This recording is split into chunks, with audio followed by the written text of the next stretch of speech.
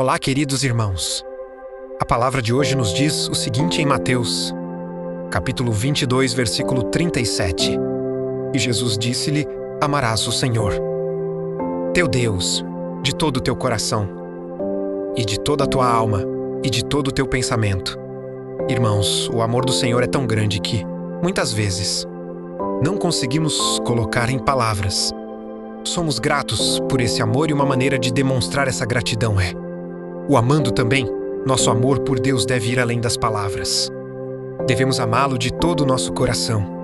Amá-lo com nossas emoções, com nossa alma, com nosso intelecto e com toda a força que há em nós. Irmãos, Deus quer que o amemos por completo. Irmãos, posso fazer um convite a vocês a seguir nossa página. Aqui trazemos mensagens do Senhor todos os dias para que juntos aprendamos com Ele. Que Deus abençoe a todos.